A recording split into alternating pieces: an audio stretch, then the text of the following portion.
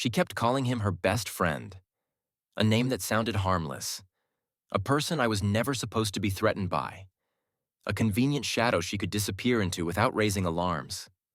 I believed it for months because the lie was wrapped in something that made me look crazy if I questioned it. My girlfriend Lara would say, "I am going out with my friend." She would say it the way people say I am going to the store. Casual, automatic, like it was part of the schedule. Then she would come home late, smelling like someone else's cologne mixed with city air, and she would act offended if I noticed. If you enjoy real relationship stories like this, subscribe. Now let's get into it. I am 31. I work in fleet maintenance for a regional delivery company. Long days, early mornings, a lot of routine. I like facts. I like knowing what is real. I am not the jealous type. I have never been the guy who checks phones or counts minutes. Lara was 27, a brand coordinator for a small marketing agency. She was good at making everything sound reasonable. She could sell a bad idea like it was a gift. She could turn a contradiction into a vibe. She could tell a story with a straight face and make you feel rude for interrupting. We had been together almost 4 years. We lived together for 2. Our apartment was not fancy, but it was ours. 2 toothbrushes, 2 sets of keys, shared bills, shared groceries, a couch we picked out together and argued about for an hour in a showroom. Our life had a rhythm that felt like commitment without needing a ring. Work, dinner, weekends, small plans. Bigger plans that we talked around, like they were waiting for the right timing. Her social life was louder than mine. That was always the trade. I had a few close friends and I preferred quiet evenings. She had group chats that never slept, coworkers who went out on weekdays, and a rotating calendar of birthdays, brunches, concerts, pop-up events. Early in our relationship, it was fun. I liked that she had energy. I liked that she could walk into any room and make it feel warmer. I trusted her. Then she started mentioning a friend I had never heard of before. His name was Mark. The first time she said it, she was scrolling on her phone and smiling to herself. "Mark is hilarious," she said. "He just sent me the dumbest meme." I asked who Mark was. She shrugged like it was obvious. "Just my friend," she said. "He used to live here. Now he is back in town. We have been close forever." I did not want to be suspicious, so I said, "Okay." Mark became a regular character in her life within 2 weeks. Mark is picking me up after work. Mark is going to help me with a project. Mark is in town for the weekend. Mark wants to meet you sometime. It was always Mark, and the strange part was, she never actually introduced us. Every time she said he wanted to meet me, something came up. A schedule conflict, a sudden plan change, a rain check that never happened. I asked to see a photo once, in the most casual way I could. "What does he look like?" I said. "I am trying to picture this guy who has been your friend forever." She did not hesitate. She flipped her phone around and showed me a picture.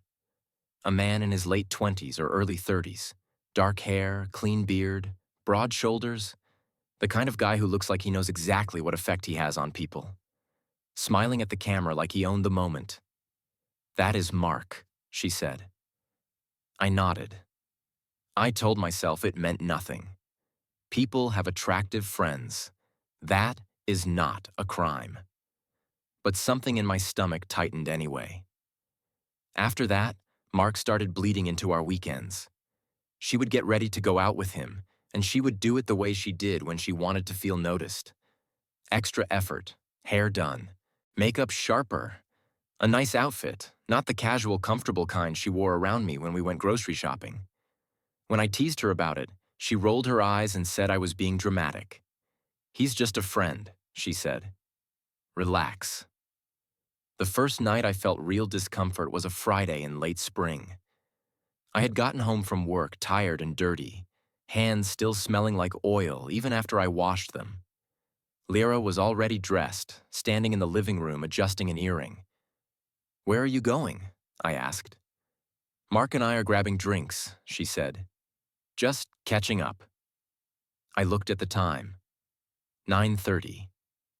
Drinks at 9:30 meant not coming home at midnight. It meant whatever comes after.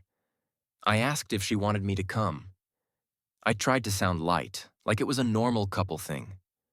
She smiled, but it was not warm. It was a smile that had an edge.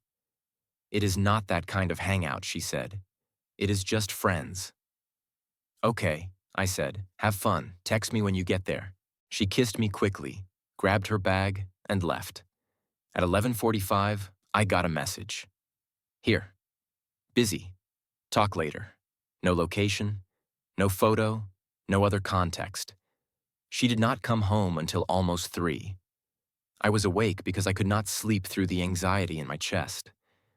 When the door opened, I heard her trying to be quiet, like she did not want to wake me. But I was already sitting up in bed. "Hey," she whispered. Her voice sounded too soft. Her eyes were glossy. "You are late," I said. She sighed like I was the problem. "We lost track of time," she said.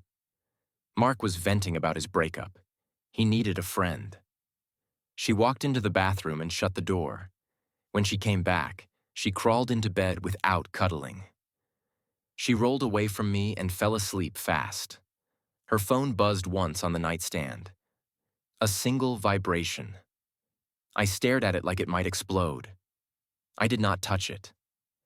I told myself I was being paranoid. I told myself trust is the point. I told myself not to become someone I would not respect. But a line had been crossed. Not a cheating line. A secrecy line. The line where you start feeling like you are outside your own relationship. The next morning she acted normal. She made coffee, she played music, she talked about a brunch place she wanted to try next weekend. I asked, again, when I would meet Mark. "Soon," she said, and she said it like a favor she was granting me. Then her phone lit up on the counter while she was slicing fruit. A text banner flashed for half a second. "Mark. Last night was worth it." My throat tightened. She noticed my eyes on the phone and her hand snapped over it immediately, turning it face down. "What?" she asked.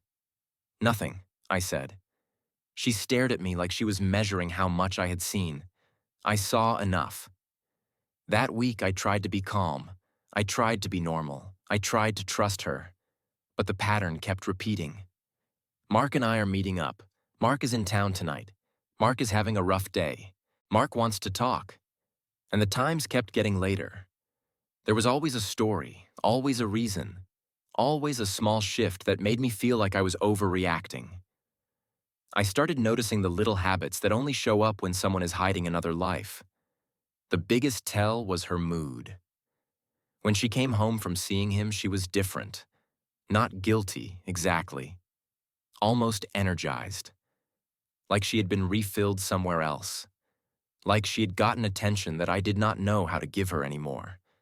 Then she would be distant with me for a day or two. Irritable. Critical. Touchy about nothing. It felt like I was paying the emotional bill for her nights out. I confronted her gently one evening after she canceled our dinner plans to meet Mark. I said, "I feel like I am not in your life when he is around." I said, "It feels like you are building a separate world." She laughed. Actually laughed. "You are being insecure," she said. "You are reading into everything. Mark is just my friend." I asked what kind of friend needs you alone late at night every week. She said he has always been like this. He is emotionally open. He talks.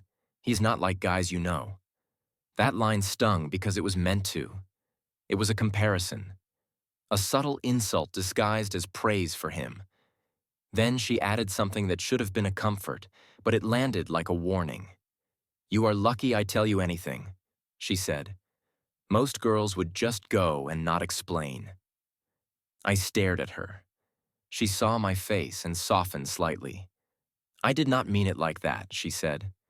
"I just mean trust me. Trust me. People only say trust me when there is something to trust them about." The next weekend, she told me she was going out with Sophia. Not the same Sophia from my story, a different one. Lara had a coworker named Sophia who was always organizing nights out. "Girls' night," she said. "We need it." I have been stressed. She got ready with the same extra effort, the same sharp makeup. She hugged me on her way out and asked me not to wait up. Around midnight, she posted a story on her Instagram. A boomerang of cocktails clinking. Two other women in the background. Loud music. Flashing lights. It looked legit. Then my phone buzzed at 1:15. A number I did not recognize called me once. It rang twice and stopped. A minute later, another call. Same number. I did not answer. I stared at the screen. Then a text came through. "Hey, is Lara with you?" My heart dropped. I typed back, "Who is this?" The reply came fast. "This is Jenna. We are at the bar. Lara left with some guy. We cannot find her. She told Sophia she was going to the bathroom and she never came back." My hands went cold. I called the number. Jenna answered over loud music, voice tight. "She left with a guy," Jenna said. "Tall, dark hair. They looked like they knew each other." She was smiling, not drunk, not confused, like it was planned. I asked if they knew who he was. Jenna hesitated. "Sophia said his name is Mark," she said. "She said Lara talks about him all the time." Mark. My stomach turned. I asked where they went. Jenna said she did not know. She said they walked out together and got into a car. She thought it was a rideshare. I thanked her and hung up. I sat on my couch staring at the wall while the apartment felt suddenly too quiet. I texted Lara. "Are you okay?" No response. I called her, straight to voicemail. I called again. No answer. By 2:30, my mind was in a loop. Either she was cheating or she was in trouble, and both options felt like someone was squeezing my ribs. I did not want to go full panic mode if this was a misunderstanding. But Jenna had no reason to lie to me, and Lara had every reason to disappear. I did the thing I had promised myself I would never do. I checked our shared iPad. We had it for streaming and recipes and the occasional lazy Sunday. Lara used her account on it too. She never logged out because she never thought of it as a risk. I opened Find My. Her location popped up immediately. Not at the bar, not in some random neighborhood, not at a coworker's place, at a hotel on the edge of the city. My breath caught. I zoomed in. The dot was steady, not moving. I stared at it for a full minute like it might be wrong. Then I did something even worse. I opened her timeline on Maps. The path was clear. Bar, 10 minutes. Then a straight line to the hotel. This was not a drunk mistake. This was a plan. I did not go to the hotel. Not because I was scared, because I knew myself. If I showed up, I would become a man I could not take back. I would make a scene. I would give her a story where I was the villain. I would give Mark the satisfaction of watching me lose control. So I stayed home. I sat in the dark living room with the TV off and the lights off, and I waited. She came home at 6:45 in the morning. The door opened softly. She stepped in, heels in her hand, hair slightly messy, makeup faded. She froze when she saw me sitting on the couch. "Why are you awake?" she asked, voice thin. I did not answer that. I asked a question that mattered. "Where were you?" She swallowed. "Girls' night," she said automatically. The lie was so fast it almost impressed me. I stood up slowly. "I know you were at a hotel," I said. Her eyes widened for a split second before she recovered. "What?" she said. "Are you tracking me?" There it was. The pivot. The strategy. I did not argue. I did not explain how I knew. I did not want to teach her how to cover her tracks better. I said I talked to Jenna. I said they said you left with Mark. Her face changed, not into panic, into irritation. "So you are really doing this," she said. "You are making a whole thing because I left a bar with a friend." I stared at her. "You did not come home," I said. "You were at a hotel until morning." She crossed her arms and lifted her chin. "Mark had a room," she said. "He was too tired to drive. We went there to talk. I fell asleep." I almost laughed. It was the oldest excuse on earth, dressed up in her tone. "So you slept in his hotel room," I said, "and you thought I would not notice you were gone all night." She rolled her eyes like I was exhausting. "Nothing happened," she said. "You are acting insane." I felt something snap quietly inside me. I went to our bedroom, grabbed her phone off the nightstand and brought it back. Her body moved toward me immediately. "Do not," she said. I looked at her. "You have never cared about privacy like this," I said. "You care now. I did not even need to unlock it." Her screen lit with notifications as soon as it recognized her face from a distance. A message preview popped up. "Mark, I can still taste you." My hands steadied in a way that scared me. The calm was colder than anger. I turned the phone toward her. Her mouth opened. No sound came out. I did not need to see more. The words did the work. I set the phone down on the table like it was dirty. "So Mark is not just your friend," I said. Her eyes filled with tears fast, but it did not feel like regret. It felt like fear of consequences. "It is complicated," she whispered. "No," I said. "It is simple. You have been lying to me and sleeping with him." She shook her head, crying harder, like tears could blur reality. "I did not mean for it to go this far," she said. "He was just someone I talked to." Then it happened. Then it kept happening. I did not want to hurt you. I stared at her and felt the weight of how many times she had chosen herself. "You did hurt me," I said. "You just did not want to watch it." She sat on the edge of the couch, face in her hands. I asked how long. She hesitated, then said a year. A year.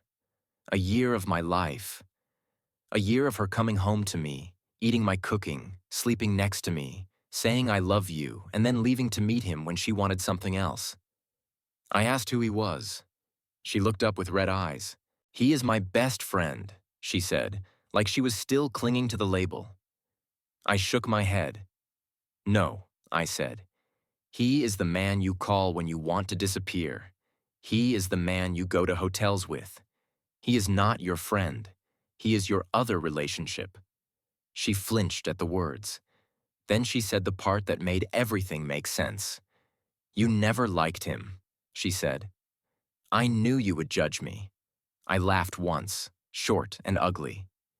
"You never introduced me to him," I said. "You hid him." She wiped her face and tried to pull herself together like she was preparing a pitch. "He understands me," she said. "He listens. He makes me feel wanted."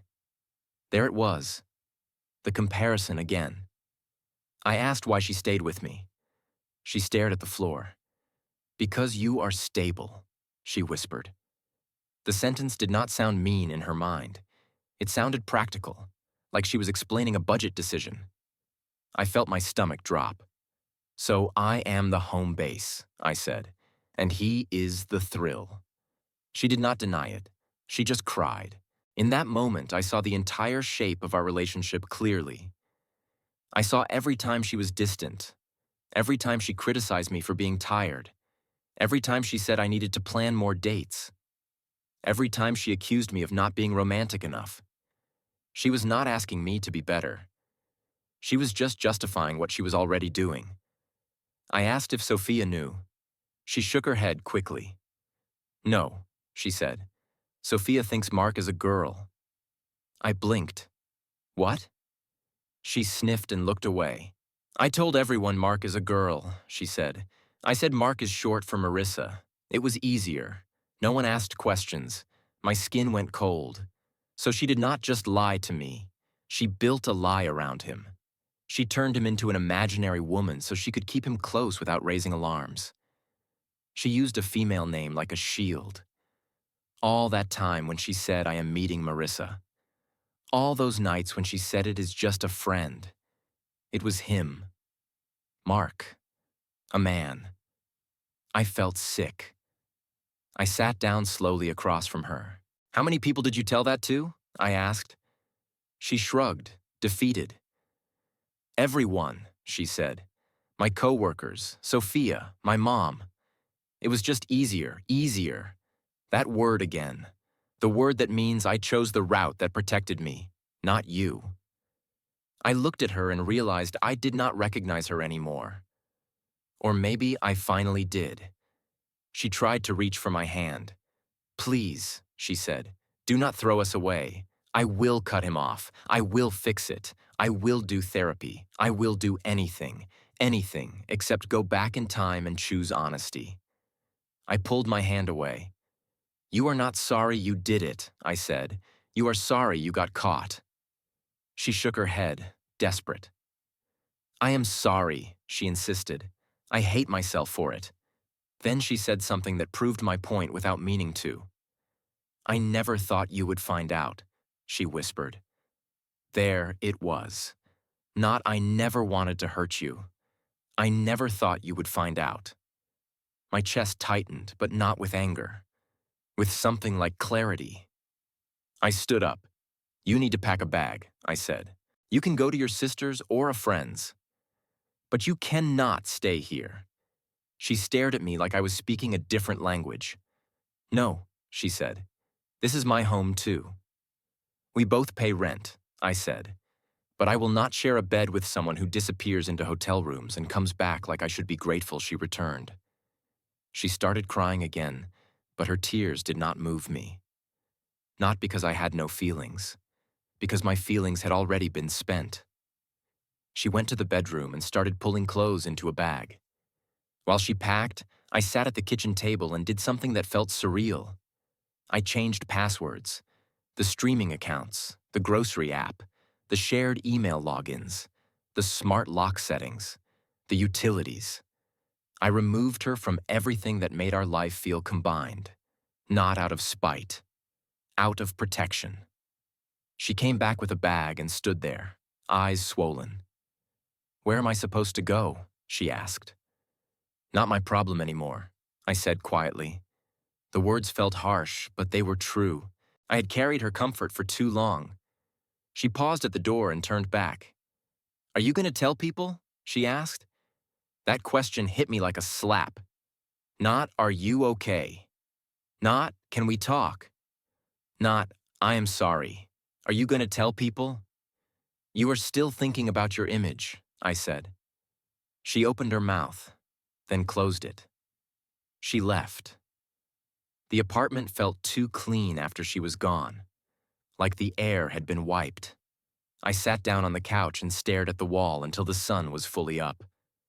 Later that day, my phone buzzed with a message from a number I did not recognize. It was Mark. I did not reply. I stared at the message. Hey, I know this is weird. She's upset. I never wanted to hurt you. Can we talk? The audacity was almost funny. He never wanted to hurt me, but he wanted my girlfriend in his hotel room at 6 in the morning.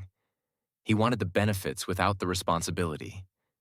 I blocked him without responding. Lara texted me for days. Long apologies, short apologies, angry messages, sad messages. She tried every emotional angle like she was testing a lock. One night she sent a message that made my stomach turn. I told him it is over. I choose you. Please let me come home. Choose you. As if I was an option on a menu she had finally decided to order. I did not respond. 2 days later I got a call from Sophia. She sounded tense. What is going on? She asked. Lara is crying and saying you kicked her out for no reason. She says you are controlling. She says you are spying. I exhaled slowly. Sophia, I said. She's been cheating on me. For a long time. Sophia went silent. With who? She asked. I said Mark. There was a pause, then a confused laugh. Mark is her girl best friend, Sophia said. The short one. The one she always talks about. I felt my jaw tighten. Sophia, I said. Mark is not a girl. Mark is a man. She lied about that too. The silence on the line turned heavy. Sophia whispered, Oh my God. I told her the truth in the simplest way I could. The hotel, the message preview, the year-long lie, the fake name. Sophia sounded like she was trying to breathe through disbelief. She told everyone that so we would not question it, Sophia said. She told me Mark was Marissa. I even joked about meeting her someday. Yeah, I said.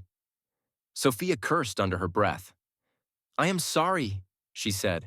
I had no idea. That is so messed up.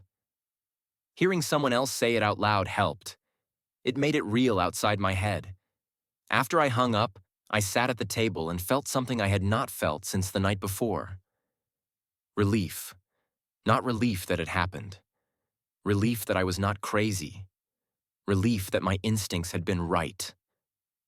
A week later, Lara came by with her sister to get more things. Her sister kept her eyes on the floor the whole time. Like she knew, like she was ashamed, like she did not want to be involved. Lara tried to talk to me while she packed. She said she missed me. She said she made a mistake. She said she was confused. Confused is what people say when they want sympathy for choices they repeated. I kept it simple. You lied to me about who he was, I said. You turned a man into an imaginary woman so nobody would question you. That is not confusion. That is planning. She started crying again. I did not touch her. I did not comfort her. I did not hate her. I just felt done. As they were leaving, her sister carried a box of Lara's stuff past me. A framed photo sat on top. A picture of Lara and me on a weekend trip, both smiling like we believed in the future. I looked away. After the door closed, I walked through the apartment and started removing evidence. Her toiletries, her spare charger, the little decorative pillows she insisted we needed, the mug she always used. I put it all in a box and left it near the door for her sister to pick up later. That night, I changed the locks, not because I thought she would break in, but because I needed a physical line, a boundary I could feel. A few days after that, I noticed something strange. My email account logged a security alert. Someone had attempted to access a shared travel account we used for points and bookings. I reset it immediately. Then I saw an email from the hotel chain. A points adjustment notice. My loyalty number had been removed from a recent stay history. I stared at it until my eyes hurt. She was still trying to erase the paper trail. Even after being caught, even after losing me, her instinct was still the same. Hide it, clean it up, make it look better, control the story. That was the final confirmation I needed. Not that she cheated. I already knew that she had not changed. She was still the same person who believed the solution to wrongdoing is deleting evidence, not facing damage. 2 weeks later, I heard through a mutual friend that Lara and Mark were officially together. They were not even hiding it. They posted a photo at a restaurant downtown, his arm around her waist, her smile wide like she had won something. I stared at the photo for a moment and felt something unexpected. Nothing. No rage, no jealousy. Just a quiet sadness for the time I wasted and a quiet gratitude that I did not become the guy who begged her to choose me. Because she had already chosen, long before. She chose herself. Over and over. I blocked her number after that. Not to punish her. To protect myself from the cycle. The hardest part was not the cheating. It was the way she made me doubt my own eyes. The way she gave her other life a female name to make me look unreasonable. The way she called me insecure for wanting basic honesty. That kind of manipulation does not leave bruises, but it leaves something worse. It leaves you checking yourself, wondering if your instincts are broken. Mine were not broken. They were warning me. And I finally listened. People think self-respect looks like a dramatic moment, a loud confrontation, a public exposure. For me, it looked like a quiet morning, a message preview on a phone, and a decision I did not argue with. Pack a bag, leave, do not come back. I rebuilt my life in small ways after that, one quiet decision at a time. If you made it this far, subscribe for more stories like this.